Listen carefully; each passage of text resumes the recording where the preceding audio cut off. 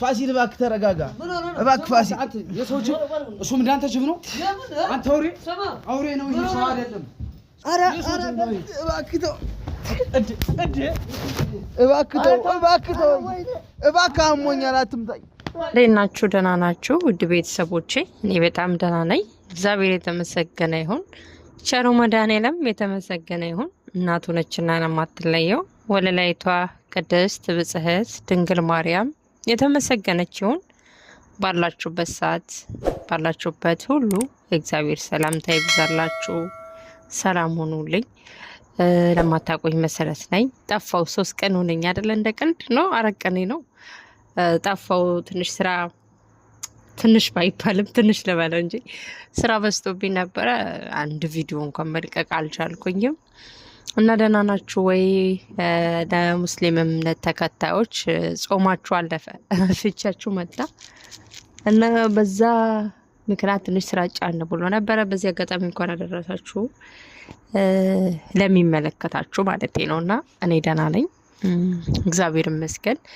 ዛሬ ደስ ብሎኛል ያው ደስ የማይሉት ነገሮችን ቢኖሩም በመሃል ደግሞ ተፈራረቀና አንዴ ደስታ አንዴ ሀዘን አንዴ ሳቅ አንዴ ለቅሶ ነው ህይወት እንግዲህ እንደዚህ ነች እና ደስ ብሎኛል በሰማሁት ባየሁት በተረዳሁት ምክንያቱም ለማን እንደማወራ ነግራችኋለሁ ሰሞኑ ለምን እንደዚህ ይሆናል ምናምን ብዬ ነበርና ከአምላኬ ጋር ሳወራ የነበረው አንዳንድ ጊዜ ጥሩ የሚሰሩ ሰዎች ሲጎዱ ስታዩ እኔ ኩፉ እየሰራው እንደዚህ ያለንኩ ጥሩ ነገር ሲሰራ ደግሞ እንደዚህ ከሆነማ ምናምን ትላላችሁ አይደለ በጣም የምንወደው ጋዜጠኛ ልዑል እግዚአብሔር ይመስገን ድኖ መጥቷል ከመዳኑ በፊት ያለውን ቪዲዮ አይቼ በጣም ነበር ልቤ የተሰበረው በተለይ በውጨኛው ቤተሰብ የደረሰበት ጫና አሊያም ደግሞ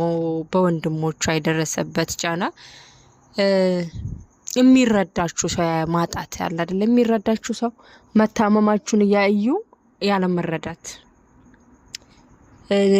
በእነሱ በኩልም ሆኛ አይቻለሁ ማለት የነሱ የዛን ሰው ጫማ ውስጥ ነው ማየት እና ደግሞ ከሩቅ ማየት ይለያያል እንደ ሰው ማለት ነውና እህታችሁ ነች የተነከሰችው አውቀው ባይነክስም ያው እጇ የተወሰነ ተጎርቷል ልዑል ያው በህመም ሰዓት ሲኖር ነበር የነከሳትና ግን አልተረዱትም ግን ደግሞ በጭራሽ ዱላ እንኳን ለመንፈስ ይቅርና ለሌላ ለጤነኛ ሰውም እንኳን መድኃኒት ሆኖ አያውቅም አይደለ አሁን ጉንፋን ቢይዛችሁ በዱላ ብትቀጠቀጡ ከመሰበር ሌላ በሽታ ከመጨመር ሌላ መቼም መድኃኒት ሆኖ አያውቅምና የልዑል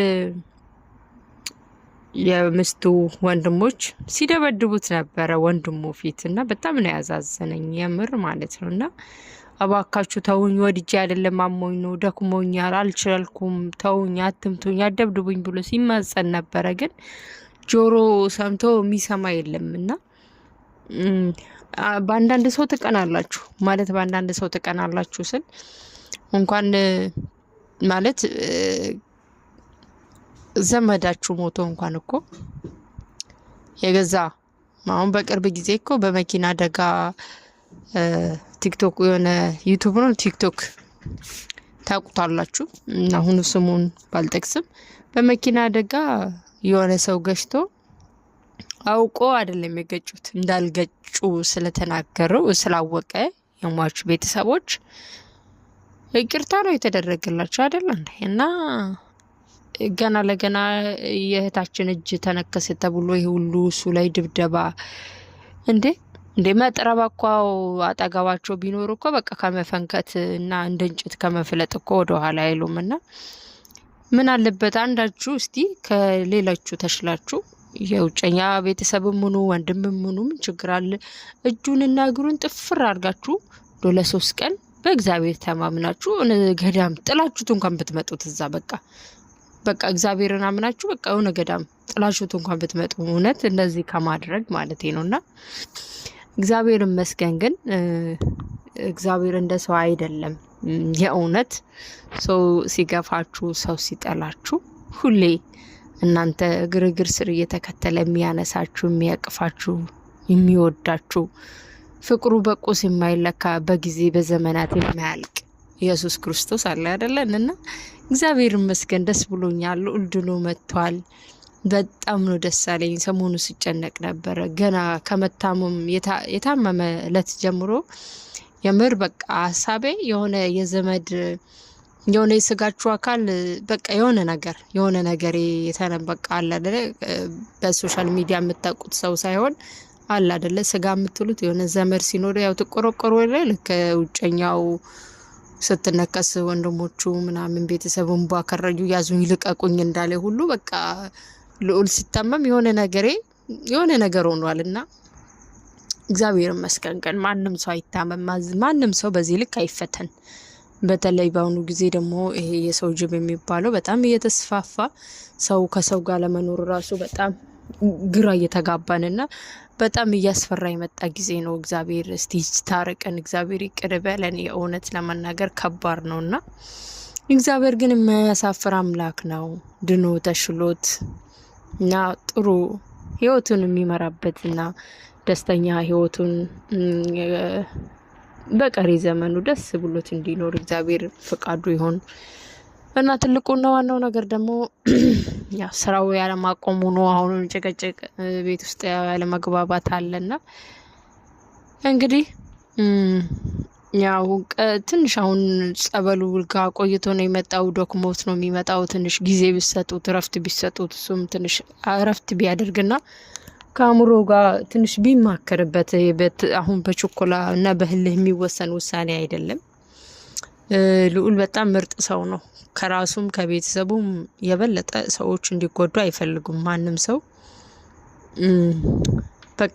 ሰው በወንጀለኞች እንባቸው እንዲፈስ እርማያቸው ጊዜያቸው እንዲባክን አይፈልግም እና ማንም ሰው ባጠፋው ጥፋት ልክ እንዲቀጣ ነው የሚፈልገው። የእውነት ለመናገር ሌላ ስራ መስራት ይችላል ልጁ ማለት ሌላ ስራ መስራት ይችላል። አንዳንድ ጊዜ ደግሞ የተፈጠራችሁለት ወይንም ደግሞ ውስጣችሁ የሚፈልግ ስራና ሰው ብቻ ስሪ ወይ ደግሞ ለመብላት ሰርቶ ትርፍ አግኝቶ ለመግባት ብቻ የምትሰሩት ስራና በጣም ወዳችሁት ያለ አይደለ ከስራው ፍቅር ይዛችሁት የምትሰራ ስራ ይለያል አይደለ። ሰውን ለማገልገል ሰውን ለመርዳት ያው ንጹህ ልብ ነው ሲኖራችሁ ነው እንጂ ይሄ ልብ ባበጠ ወይ ደግሞ ልታይ በሚል የሚሰራ ስራ አይደለም። በነገራችን ላይ ይሄ በቃ እግዚአብሔር የሆነ የሚሰጣችሁ ስጦታ አለ አይደለ። እያንዳንዳችን እግዚአብሔር የሚሰጥ ስጦታ አለ። እኛ ተጠቀምን ያለ መጠቀም የኛ ፋንታ ነው እንጂ በቃ አለ አይደለ። እና ልዑልም የተረዳውት ነገር እንደኔ በቃ የሆነ ተስጦ አለ። በቃ እሱ ሰው ልጅ በሰላም ሁሉ እንዲገባ ይፈልጋል።